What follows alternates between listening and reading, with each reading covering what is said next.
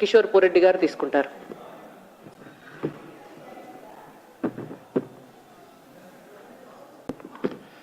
Media మిత్రులందరికీ నమస్కారం.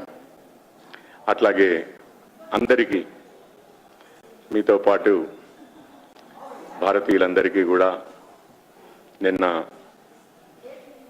అయోధ్యలో బాలరాముని ప్రాణప్రతిష్ఠ శుభాకాంక్షలు. దాదాపు 500 సంవత్సరాల తర్వాత రాముల వారికి అయోధ్యలో ఒక భవ్య రామ మందిరం నిర్మించుకుని అందులో మళ్ళీ రాముల వారు ప్రవేశించిన సందర్భంగా దేశమంతా, భారతీయులంతా, ఎందుకంటే రాముల వారు ఏ ఒక్కరికి చెందినవారు కాదు, అందరికీ చెందినవారు, అందరూ భారతీయులకి వారు చెందినవారు కాబట్టి ఎంతో సంతోషంగా నిన్న మధ్యాహ్నం 12 గంటల నుండి 1 గంట సమయంలో ప్రాణప్రతిష్ఠ కార్యక్రమానికి కోట్ల కొద్దీ ప్రజలు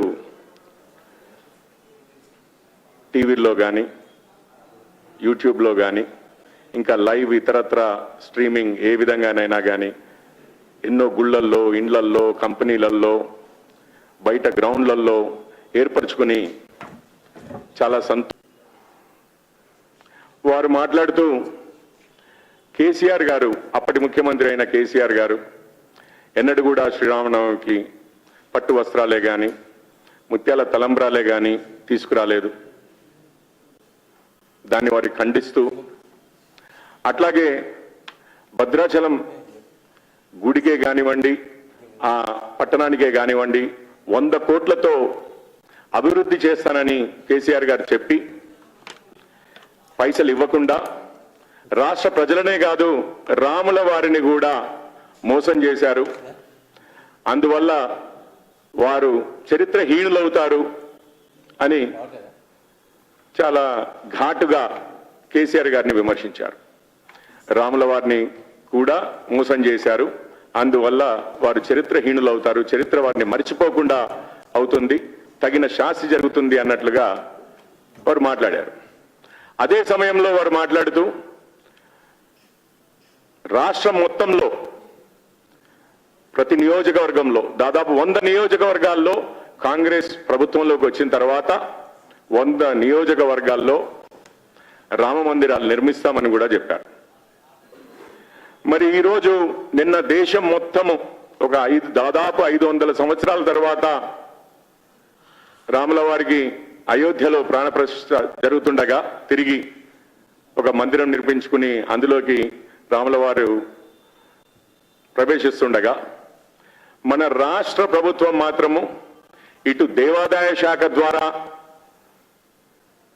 మన రాష్ట్రంలో ఉన్న గుళ్ళల్లో అంగరంగ వైభవంగా కార్యక్రమాలు జరిపించడమే కానీ, లేదా ప్రభుత్వ అధికారులే కానివ్వండి, పిల్లలే కానివ్వండి, ఎవరైనా కానీ వీక్షించడానికి 500 సంవత్సరాల్లో ఒకసారి మళ్ళీ, అంటే ఎన్నో జనరేషన్స్ తర్వాత మనకి ఈ సమయంలో ఈ అదృష్టం కలిగింది అన్న భావన ఏమాత్రం లేకుండా, మళ్ళీ వచ్చే జనరేషన్స్ కూడా ఇటువంటి అవకాశం రాదు అని తెలిసి కూడా మరి భద్రాచలం దక్షిణ అయోధ్యకి వెళ్ళి అక్కడ రాముల వారిని మాత్రము ఎన్నికల ముందు మాత్రము రాముల వారికి సరిగ్గా కేసీఆర్ గారు ఎటువంటి గౌరవం చూపించలేదని మాట్లాడి వారి చరిత్రహీనులవుతారని చెప్తూ 100 రామాలయాలు కడతామని చెప్పి ఎన్నికల ముందు ప్రజలను మభ్యపెట్టి ప్రజాదరణ పొందడానికి రాముల వారిని వాడుకుని ఈరోజు అయోధ్యలో ప్రాణప్రతిష్ఠ జరుగుతుండగా కనీసం ఒక 2 గంటలు లేదా హాఫ్ డే అయినా కానీ ప్రభుత్వ సంస్థలకు, ప్రభుత్వ రంగ సంస్థలకు, ప్రభుత్వానికి, బళ్లకు, కాలేజీలకు, యూనివర్సిటీలకు కాస్త వీక్షించడానికి సెలవుగా ప్రకటించలేదు రేవంత్ గారు. సరే, కాంగ్రెస్ అధిష్టానం ఈ ప్రాణప్రతిష్ఠ కార్యక్రమాన్ని బాయ్కాట్ చేసింది. ఆ రోజు వారెవరు రామన్నారు కదా, సరే వారి అధిష్టానం కాదన్న చేయబట్టి రేవంత్ రెడ్డి గారు కూడా పాపం ఏం చేస్తారులే అని అనుకునేవారు ఉండొచ్చు. కానీ మీకు ఒక్క విషయం, అదే హిమాచల్ ప్రదేశ్ ప్రభుత్వము, కాంగ్రెస్ ఈరోజు పూర్తిగా తమ బలంతో అధికారంలో ఉన్నది 3 రాష్ట్రాల్లోనే, హిమాచల్ ప్రదేశ్, కర్ణాటక, తెలంగాణ. అదే హిమాచల్ ప్రదేశ్ ప్రభుత్వము పూర్తి రోజు మొత్తము సెలవుగా ప్రకటించింది నిన్న. మరి కాంగ్రెస్ ప్రభుత్వమే, అది కూడా తెలంగాణలో ఉన్నది కాంగ్రెస్ ప్రభుత్వమే. మళ్ళీ వీరే రామభక్తులు, రాముల వారికి 100 గుళ్ళు కట్టిస్తాను, రాముల వారిని అవమానించినందుకు ఇచ్చిన మాట నిలబెట్టుకోనందుకు, రాముల వారికి ఇచ్చిన మాట నిలబెట్టుకోనందుకు కేసీఆర్ గారిని విమర్శించిన రేవంత్ రెడ్డి గారు నిన్న ఎటువంటి స్టెప్ తీసుకోలేదు ఈ డైరెక్షన్లో. కానీ ఒక్క విషయం, రేవంత్ గారు మరి వారి అధిష్టానం కాదంటోంది కదా అని ఏమీ చేయలేకపోయారా?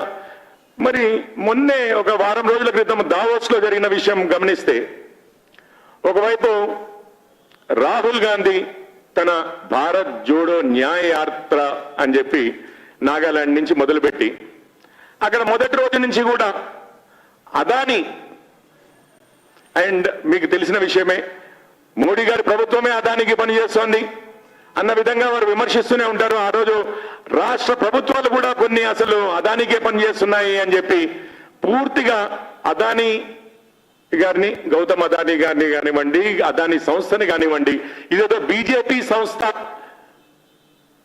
క్రోనీ క్యాపిటలిజం అంటారు, అంటే మన వాళ్ళకి మనం చేసుకోవడం, అసలు మోడీ గారు చేసేదంతా అదాని గారికి అని చెప్తూ రాహుల్ గాంధీ గారు అక్కడ చెప్తుండగా, అదే సమయంలో రేవంత్ రెడ్డి గారు, సరే రాహుల్ గాంధీ గారి మాటలు మాట్లాడుతూనే ఉంటారు, వారి మాటలకు ఎవరు విలువిస్తారులే, ఆయన మాట్లాడతారని చెప్పి మనకు తెలుసు కదా, రాష్ట్రానికి పెట్టుబడులు అవసరము, ఉద్యోగాలు అవసరము, పరిశ్రమలు అవసరము అని చెప్పి అదే అదాని గారితో, గౌతమ్ అదాని గారితో అదే రోజు 12,000 కోట్లకు పైగా పెట్టుబడుల విషయంలో ఒక MOU సైన్ చేసుకున్నారు, మెమోరాండమ్ ఆఫ్ అండర్స్టాండింగ్.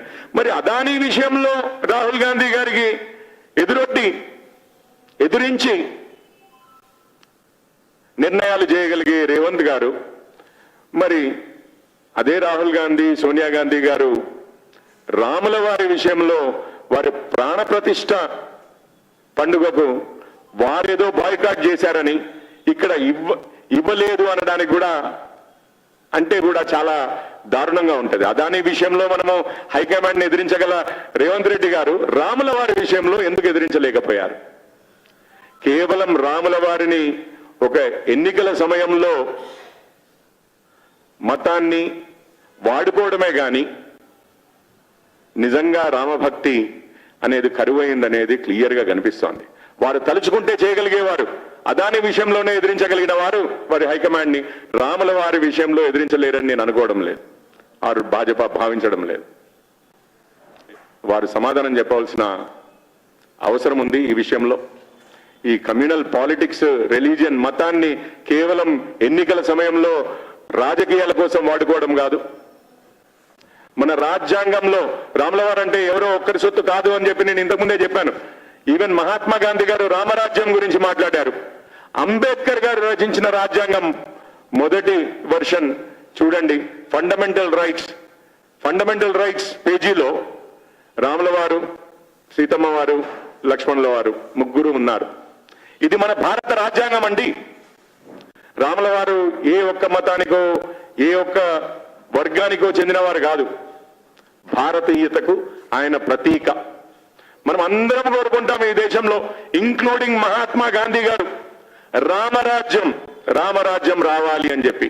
మర్యాద పురుషోత్తముడు రాముడు మనందరికీ ఏ విధంగా మన జీవితం అంటే మనల్ని మనం మలుచుకోవాలన్న దానికి ఆయననే ఉదహరిస్తారు. పాలన ఏ విధంగా ఉండాలి అంటే రామరాజ్యం లాగా ఉండాలి అంటారు. మరి అలాంటి రాముల వారి విషయంలో ఈ విధంగా రేవంత్ గారు సైలెంట్ గా ఉండడమో, అసలు ఎటువంటి చర్యలు తీసుకోకపోవడమో చాలా శోచనీయం.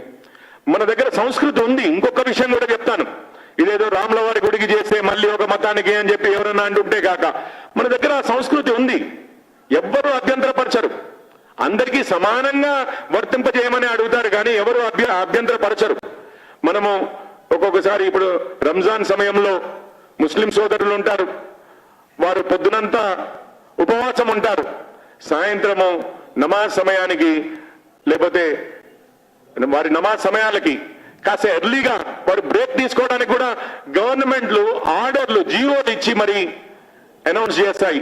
ఎవరు అభ్యంతరపరచరు, అందరికీ సమానంగా చూడమని అడుగుతుంది ఎప్పుడు భారతీయ జనతా పార్టీ. కానీ పూర్తిగా ఒకరికి ఇది వద్దు, ఇది కేవలం రాముల వారి సమయంలోనే ఇవ్వాలని ఎప్పుడు అడగలేదు. కాకపోతే అట్లాంటివి మనకు ఒక సంస్కృతిగా వస్తున్న, ఒక రివాజుగా వస్తున్న సమయంలో కేవలం రాముల వారి 500 సంవత్సరాల తర్వాత తిరిగి వస్తున్న సమయంలో మాత్రం ఒక 2 గంటలకి మీరు ఒక 4 గంటలకి మీరు ప్రభుత్వ